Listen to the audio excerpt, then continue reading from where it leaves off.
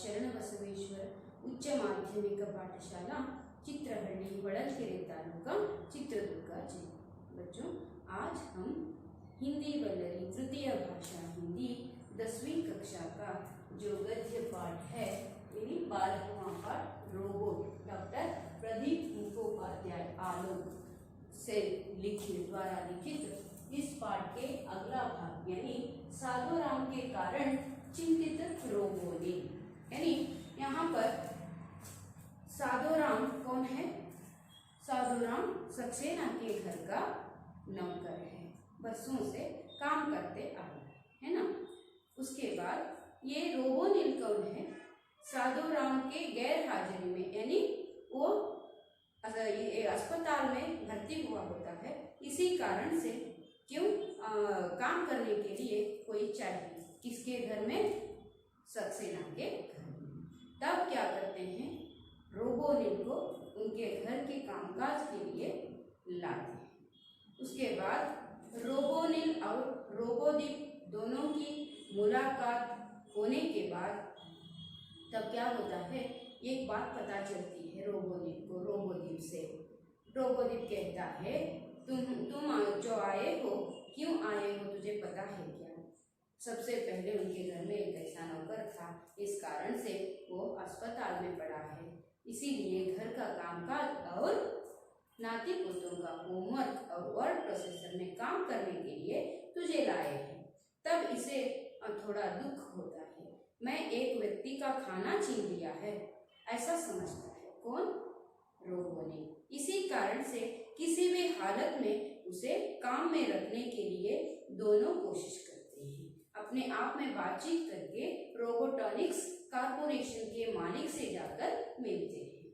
मिलने के बाद क्या होता है, वो इनको सहयोग नहीं देता है, बल्कि कहता है मैं भी बिजनेस कर रहा हूँ, इसमें मैं कुछ आपकी मदद नहीं कर सकता। ऐसा कहने के बाद दोनों इतनी सी बात के लिए यानी इसी बात को लेकर वहाँ पर वो चुप नहीं हो जाते, आगे और कुछ करते हैं, क्योंकि मानव को एक यंत्र से तकलीफ होना ये नियम बाधित है। इसीलिए वो क्या करते हैं, दोनों हम उनको तकलीफ दे रहे हैं, उसका खाना मैं छीन रहा हूँ ऐसा समझकर चिंतित होकर रोबोनिल क्या करता है, देखेंगे अगला भाग जो है उसे हम देखते जाएंगे।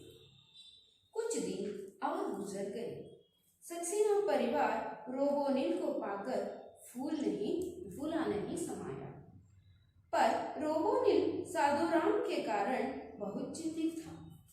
उसके कारण साधुराम की नौकरी को आंच आए, यह उसे किसी भी सूरत में मंजूर नहीं था।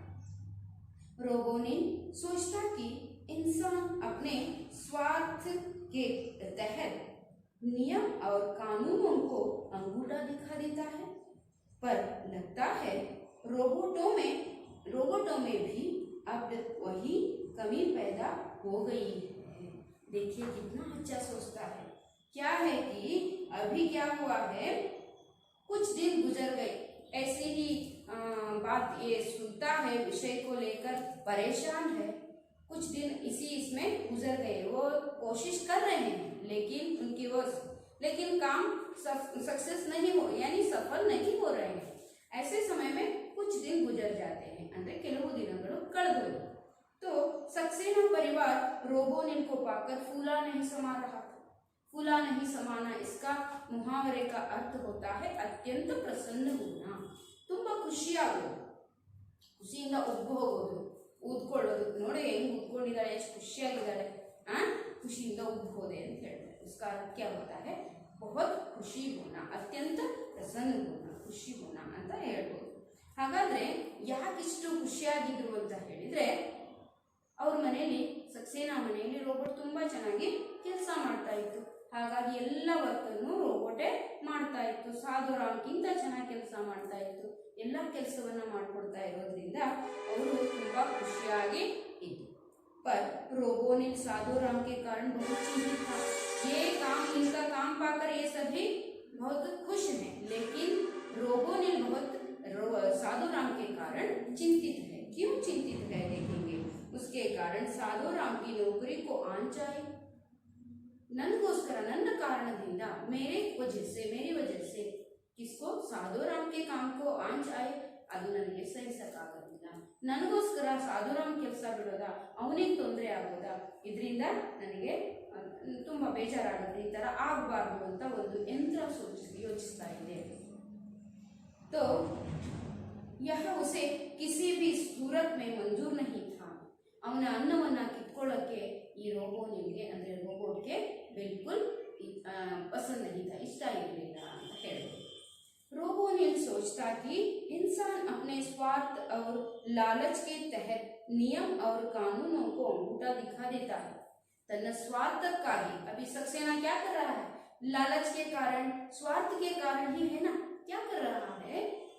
उस साधुराम के बदले में वर्षों से काम करता आया हुआ साधुराम को एक चोट आ गई ऐसा समझकर ये काम ठीक से नहीं करेगा, ऐसा समझते हुए कुछ पैसों को देकर उसे अपने गांव भेजने के लिए तैयार हो गया है. ये लालच ही है ना, ये स्वार्थ ही है ना. इसी कारण से वो रोबोट सोच रहा है किसके बारे में? मानव के बारे में. ये क्या कौन सोचना था? मानव को सोचना था. लेकिन यहाँ पर मानव नहीं सोच रहा है, बल्कि एक यंत्र मानव की मानवीयता के तहत चल रहा है. लेकिन आदमी अपनी मानवीयता को भूलकर जीना चाह रहा है, यानी जीवन चला रहा है. इसमें पता चलता है ये सोचता है कौन? रोबोनिल. यानी क्या कर रहा है? स्वार्थ के लालच के कारण इंसान यानी मनुष्य ಏನ್ ಮಾಡ್ತಿದ್ದಾನೆ? ನಿಯಮಗಳನ್ನ ಕಾನೂನುಗಳನ್ನ ಮುರಿತಾ ಇದ್ದಾನೆ. ಹೌದಾ? पर लगता है रोबोट में भी अब वही काम पैदा. ರೋಬೋಟ್ಗೂ ಒಂದು ನಿಯಮ ಇದೆ, ಅದರ ವಿರುದ್ಧವಾಗಿ ಕೆಲಸವನ್ನ ಮಾಡಬಾರ್ದು ಅಂತ. ಅಂಥದ್ರಲ್ಲಿ ಈ ರೋಬೋಟ್ಗಳು ತಮ್ಮ ನಿಯಮವನ್ನ ಮರೆತುಬಿಟ್ವಾ, ಅವು ಕೂಡ ಸ್ವಾರ್ಥಕ್ಕೆ ಬೀಳುವಂತ ಪರಿಸ್ಥಿತಿ ಬಂತ ಅಂತ ಹೇಳಿ ಯಾರು? रोबोनिल सोचता है, ಯೋಚಿಸುತ್ತೆ. उसी राह रोबोनिल को धीरज सक्सेना ने एक विज्ञान कथा वर्ड प्रोसेसर पर टाइप करने के लिए दी. ऐसे ही सोचते समय कौन? सक्सेना क्या करता है? रोबोनिल को धीरज सक्सेना, उसका नाम धीरज है, धीरज सक्सेना रोबोनिल को उसके वर्ड प्रोसेसर में काम करने के लिए भी रखा है ना. किसे? रोबोनिल को. ठीक है, ರೋಬೋನಿಲ್ಗೆ ತನ್ನ ಕಂಪ್ಯೂಟರ್ ಕೆಲಸಕ್ಕೂ ಕೂಡ ಬಳಸ್ಕೊಳ್ಳೋದಕ್ಕೆ ಅಂತ ಇಟ್ಕೊಂಡಿದ್ದಾನೆ. ಹಾಗಾಗಿ ಈ ರೀತಿಯಾಗಿ ಯೋಚಿಸುವಂತಹ ಸಂದರ್ಭದಲ್ಲಿ ಸಕ್ಸೇನಾ ಏನ್ ಮಾಡ್ತಾನೆ?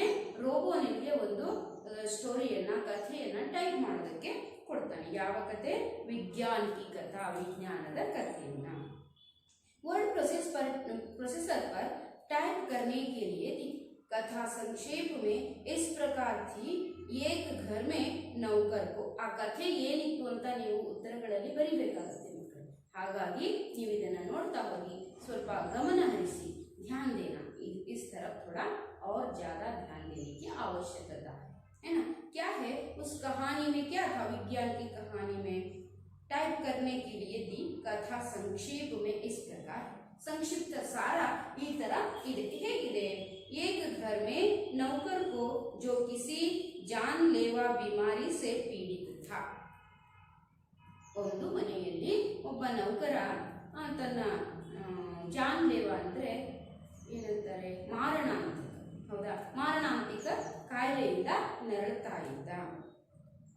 इस पीड़ा में वो क्या कर रहा था? गुजर रहा था. निकालकर उसकी जगह पर एक रोबोट को रख दिया जाता है. इसीलिए काम के लिए उस नौकर को निकालकर उसके जगह पर एक रोबोट को काम के लिए रखा जाता है. ये सक्सेना की कहानी नहीं है. ये वर्ड प्रोसेसर में विज्ञान की कहानी टाइप करने के लिए धीरज सक्सेना ने किसे दिया है? हाँ, किसे दिया है? यस, रोबोनिल को दिया है. उस कहानी का संक्षिप्त सार है ये. रोबोट को रख दिया जाता है. किसी तरह रोबोट को इस बात की जानकारी मिल जाती. ಹೇಗೋ ಮಾಡಿ ಈ ನನ್ನ ಬದಲಾಗಿ यानी ಒಬ್ಬ ನೌಕರನ ಬದಲಾಗಿ ನನ್ನನ್ನ ಕೆಲಸಕ್ಕೆ ಸೇರಿಸಿಕೊಂಡಿದ್ದಾರೆ ಅನ್ನೋದು ಆ ರೋಬೋಟ್ಗೆ ಗೊತ್ತಾಗುತ್ತೆ. रोबोटिक संघ से संपर्क साध कर संघ को सारी बातों से अवगत कराता है. अवगत कराना ಅಂದ್ರೆ ಅದನ್ನ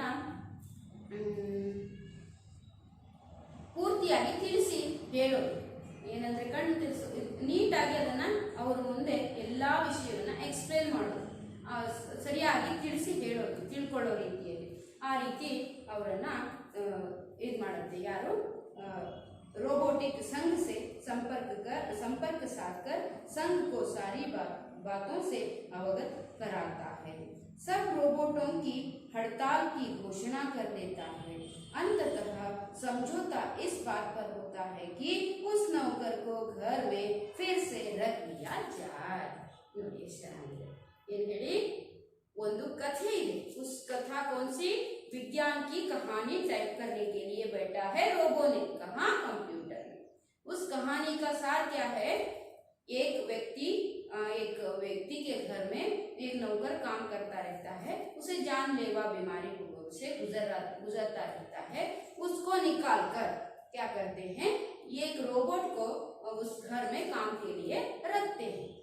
कुछ दिनों के बाद उस रोबोट को पता चलता है कि एक व्यक्ति यहाँ पर काम कर रहा था, वो अभी संकट में है और पीड़ा में है। उस समय में उसे ठीक करवाने के बजाय मुझे काम पर रखा है। यह बात किसे पता चलती है, यस, उस रोबोट को पता चलती है। पता चलने के बाद वो रोबोट चुप नहीं रहता और उस रोबोटिक संघ से जाकर मिलता है, मिलकर हड़ताल करता है, ಅಂದ್ರೆ ಸ್ಟ್ರೈಕ್ ಮಾಡಿ ಏನ್ ಮಾಡ್ತಾನೆ, ಅದಕ್ಕೆ ಒಂದು ನ್ಯಾಯವನ್ನ, ಒಂದು ನೌಕರನಿಗೆ ನ್ಯಾಯವನ್ನ ದೊರಕಿಸಿಕೊಡುವಲ್ಲಿ ಯಶಸ್ವಿಯಾಗ್ತಾನೆ.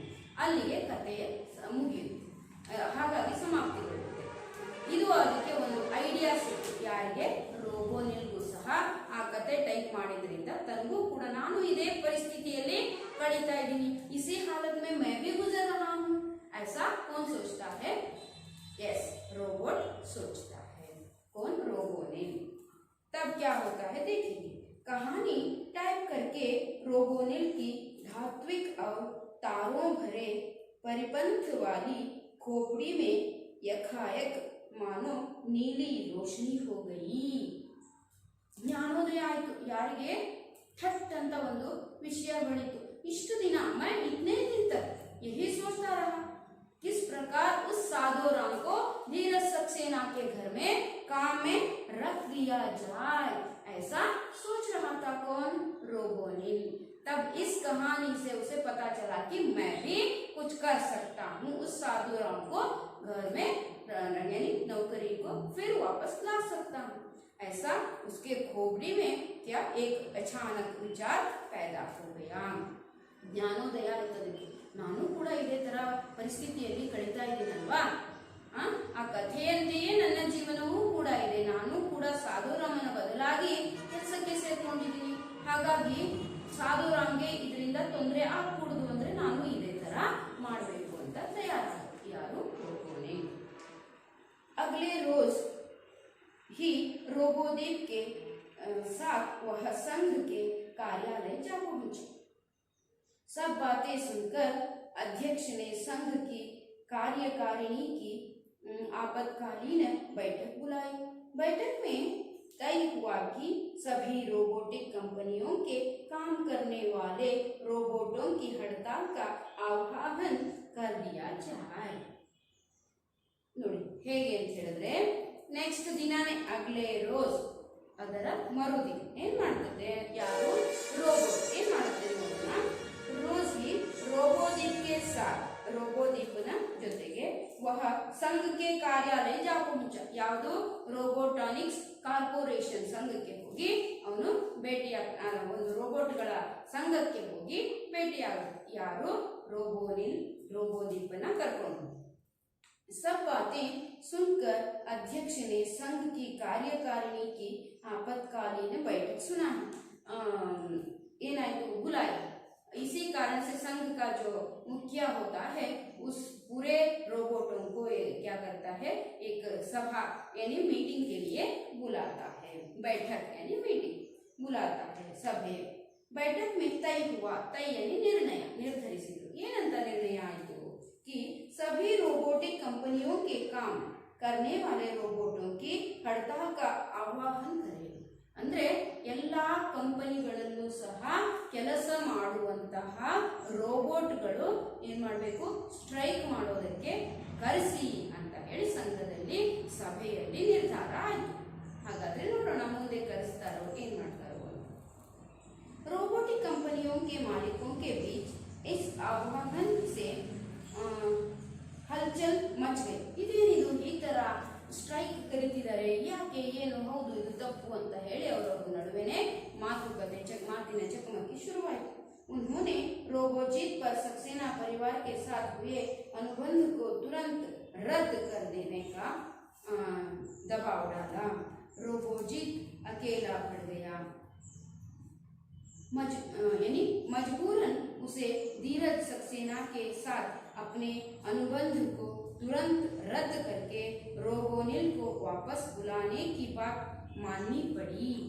ಹೇಗಿದೆ ಅಂತ ಹೇಳಿದ್ರೆ ಇಲ್ಲಿ ರೋಬೋಜಿತ್ ಅಂದ್ರೆ ಯಾರು, ರೋಬೋಟಾನಿಕ್ಸ್ ಕಾರ್ಪೊರೇಷನ್ ನ ಮಾಲೀಕನಾದಂತಹ ರೋಬೋಟ್ ಅದು ಅಕೇಲಾ ಪಡ್ಗಯ, ಒಂಟಿ ಆಯ್ತು. ಉಳಿದವರೆಲ್ಲ ಕೂಡ ಏನಾದ್ರು ಒಟ್ಟಾಗಿ ಸಂಘರ್ಷವನ್ನ, स्ट्राइक करना, हड़ताल करने के लिए तैयार हो जाते हैं, क्योंकि इस प्रकार सक्सेना के घर में जो हुआ है वो गलत है, उसको हम खंडन करते हैं. ಅಂದ್ರೆ ನಾವು ಖಂಡಿಸ್ತೀವಿ ಅಂತ ಹೇಳಿಬಿಟ್ಟು ಎಲ್ಲ ಒಂದಾದ್ರು. ಅವಾಗ ರೋಬೋಜಿತ್ ಮಾತ್ರ ಅಕೇಲಾ ಪಡ್ಗೆಯ. ರೋಬೋಜಿತ್ ನೆನ್ಪಿಟ್ಕೊಳ್ಳಿ, ರೋಬೋಜಿತ್, ರೋಬೋದಿಕ್, ರೋಬೋನಿಲ್, ನಿಮ್ಗೆ ಇದರಲ್ಲಿ ಕನ್ಫ್ಯೂಸ್ ಆಗಬಾರ್ದು.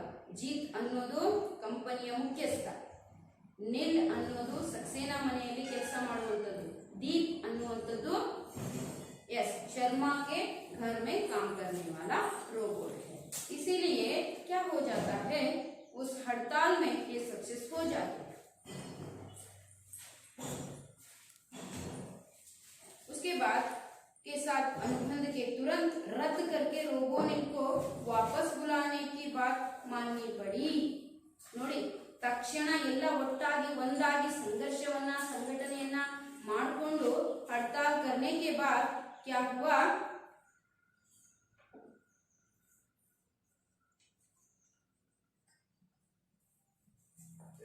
ठीक है, उसके बाद क्या होता है, अपने तुरंत उसको रद्द कर दिया जाता है. धीरज सक्सेना को जब यह सब पता चला तो उनके हाथों के तोते उड़ गए.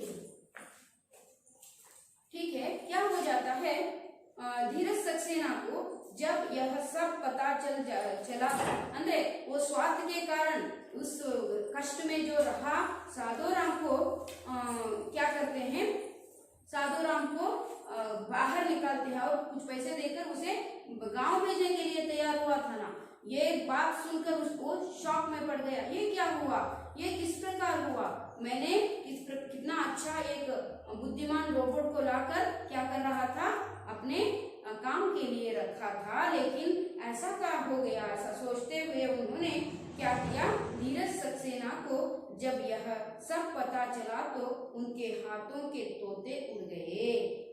ಅಂದ್ರೆ ಅವನಿಗೆ ಎಲ್ಲ ಕೈ ನಿಸ್ಸಹಾಯಕ ಸ್ಥಿತಿಯಲ್ಲಿ ಇದೇನಾಯ್ತಪ್ಪ ಅಂತ ಹೇಳಿ ಯೋಚನೆ ಮಾಡೋದಕ್ಕೆ ಸ್ಟಾರ್ಟ್ ಮಾಡ್ಕೊಂಡ. यह सच था कि उन्होंने साधोराम को नौकरी से निकालने का फैसला कर लिया था, पर बदले हुए हालात में उन्हें मजबूर होकर रोबोटिक संघ के अध्यक्ष के पास जाकर यह गुजारिश करनी पड़ी कि जब तक साधोराम पूरी तरह से ठीक नहीं हो जाता है तब तक रोबोनिल उसके पास काम करता रहेगा. ಹೇಗಿದೆ ಅಂತ ಹೇಳಿದ್ರೆ मजबूर हो जाता है कौन, सक्सेना, क्योंकि वो अस्पताल में है, कौन, साधोराम. इसी कारण से वह काम के लिए कोई नहीं आते हैं. वो ठीक होकर आने तक तो, ಅಂದ್ರೆ ಅವನು ಹುಷಾರಾಗಿ ಬರೋವರೆಗಾದ್ರೂ क्या करना है, ठीक होकर आने तक तो हमारे घर में काम के लिए रोबोनिल को रखना ही चाहिए. ऐसा कहने के लिए मजबूरन वह जाकर गुजारिश करता है, रिक्वेस्ट, विनती करता है. किसके पास, वो संघ के, रोबोटिक संघ के अध्यक्ष के सामने जाकर वो हाथ फैलाता है. कुछ दिनों के लिए तो मैं साधोराम को ही काम में रखूंगा, लेकिन कुछ दिनों के लिए, यानी वो तब तक जब तक वो ठीक होकर हमारे हमारे काम के लिए नहीं आता तब तक हमारे घर में रखना ही है, ऐसा वो जाकर गुजारिश करता है, विनती करता है, रिक्वेस्ट कर देता है। उसके बाद तब तक रोबोनिल उसके पास काम करता रहेगा। साधुराम के ठीक होते ही वह उसे दोबारा काम पर रख लेंगे। वो ಸಾಧುರಾಮ್ ठीक होने के बाद उसे दोबारा ಮತ್ತೆ ಅವನನ್ನ ಕೆಲಸಕ್ಕೆ ನಾನು ಇಟ್ಕೊಳ್ತೀನಿ ಅಂತ ರೋಬೋಟಿಕ್ ಸಂಘದ ಅಧ್ಯಕ್ಷನ ಹತ್ರ ಹೋಗಿ ಮನವಿಯನ್ನ ಅವನು ಕೊಡ್ತಾನೆ, ನನಗೆ ದಯವಿಟ್ಟು ಅವನು ಹುಷಾರಾಗಿ ಬರೋವರೆಗಾದ್ರೂ ನಮಗೆ ರೋಬೋನಿಲ್ ಕೆಲಸಕ್ಕೆ ಕಳಿಸಿ, ಅವನ ಹುಷಾರಾಗಿ ಬಂದ ಮೇಲೆ ನಾವು ಅವನನ್ನೇ ಕೆಲಸಕ್ಕೆ ಇಟ್ಕೊಳ್ತೀವಿ ಅಂತ ಹೋಗಿ सक्सेना ಹೇಳ್ತಾನೆ। संघ को यह बात मानने में कोई आपत्ति नहीं थी। संघಕ್ಕೆ ಯಾವುದೇ ಆದಂತಹ ತೊಂದರೆ ಇರಲಿಲ್ಲ, यानी मुश्किल नहीं था, क्योंकि वो क्या कर सकते हैं, उसे काम पर उतने दिन तक इनके घर के लिए काम में कोई एक व्यक्ति चाहिए ही, इसीलिए वो क्या करते हैं, ठीक है हम क्या करेंगे उतने दिन तक, यानी साधुराम जब तक ठीक होकर नहीं आता तब तक क्या करना है आपको, यानी रोबोनिल को रख लेंगे, इसमें क्या आपत्ति नहीं है, ऐसा संघ के अध्यक्ष कह देते हैं। शाम को रोबोनिल और रोबोदीप मिले। रोबोदीप बोला, मुझे खुशी है कि हमारे कारण किसी इंसान को नुकसान नहीं झेलना पड़े होगा। ಎಷ್ಟು ಚೆನ್ನಾಗಿ ನೋಡಿ, ಆ ಎರಡು रोबोटಗಳು फिर शाम को जबरू और शेरू को घुमाने के लिए यानी वॉक गए थे ना, तब दोनों की मुलाकात फिर होती है।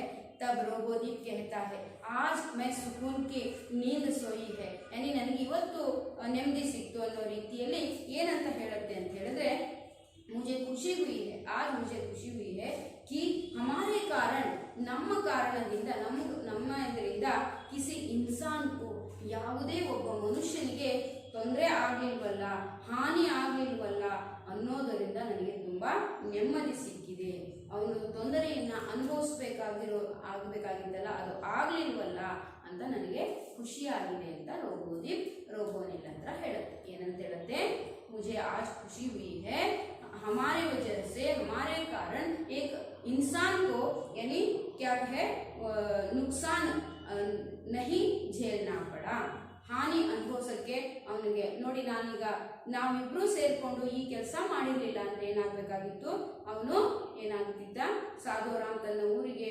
ಹೋಗಬೇಕಾಗಿತ್ತು, ತನ್ನ ಜೀವನ ಕಷ್ಟದಲ್ಲಿ ಕಳಿಬೇಕಾಗಿತ್ತು।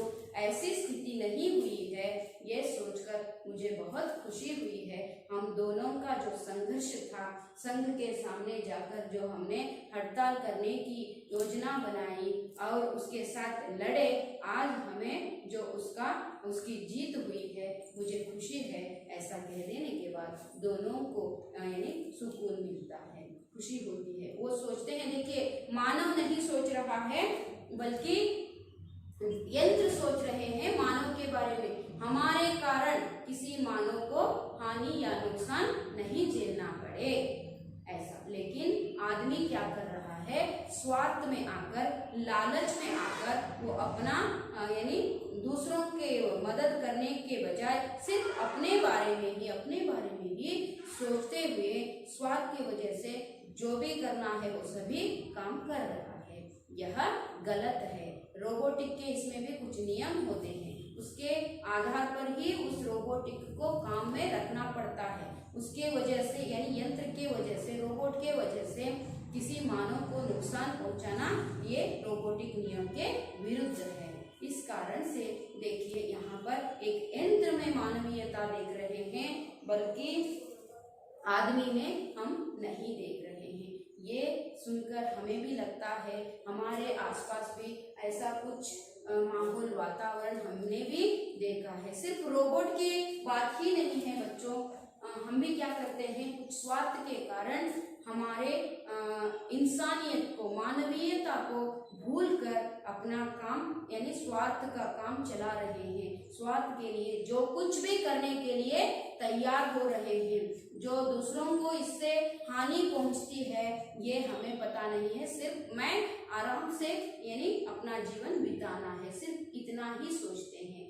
तब समाज का भला सोचने वाले कौन है यहाँ पर, एक यंत्र सोच रहा है लेकिन मानव यंत्र बन गया है ना, ಒಬ್ಬ ಮನುಷ್ಯ ಯಂತ್ರ ಆಗಿದ್ದಾನೆ, ಆದರೆ ಯಂತ್ರ ಮಾನವೀಯತೆಯಿಂದ ಯೋಚಿಸುತ್ತಿದೆ ಅನ್ನುವಂತಹ ಪರಿಸ್ಥಿತಿ ನಿರ್ಮಾಣ ಆಗಿರೋದನ್ನ ನೋಡಿ ಈ ಪಾಠವನ್ನ ನಮ್ಮ ಲೇಖಕರಾದಂತಹ ಡಾಕ್ಟರ್ ಪ್ರದೀಪ್ ಮುಖ್ಯೋಪಾಧ್ಯಾಯ ಆಲೋಕ್ ಅವರು ರೋಬೋಟ್ ಅನ್ನುವಂತಹ ಕಥೆಯ ನಿರ್ಮಾಣವನ್ನ ಮಾಡ್ತಾರೆ. ಎಷ್ಟು ಸುಂದರವಾಗಿದೆ. ನಾವು ಎಚ್ಚೆತ್ಕೋಬೇಕಾಗಿದೆ. हमारे आंखें खुलना जरूरी है. हम मानव हैं, इंसान है. इंसानियत को भूलकर जीना नहीं है. तभी एक स्वस्थ समाज का निर्माण हो सकता है. इसीलिए हम भी खुश रहना है. हमारे साथ हमारे जो परिवार हो या आमने सामने जो भी है समाज में वो भी खुश रहना है. ನಾವು ಜೀವಿಸಬೇಕು, ಅವರನ್ನು ಕೂಡ ನೆಮ್ಮದಿಯಿಂದ ಜೀವಿಸಲು ಬಿಡಬೇಕು. ಇದು ಮಾನವನ ನಿಯಮ. ಇದು ಅದನ್ನ ಮರೆತಿದೆ. ಹಾಗಾಗಿ ರೋಬೋಟ್ಗಳು ಅದನ್ನ ನೆನಪು ಮಾಡಿಕೊಂಡು ಈ ತರಹ ಕೆಲಸಕ್ಕೆ ಸೇರಿಸಿದ್ವು ಅನ್ನುವಂಥ ಕಥೆಯನ್ನ ಹೇಳಿದ್ದಾರೆ. ತುಂಬಾ ಸುಂದರವಾಗಿದೆ. इस पाठ को आप सभी सुना है. इसके प्रश्नों का उत्तर भी अगले भाग में हम करते जाएंगे. बच्चों धन्यवाद.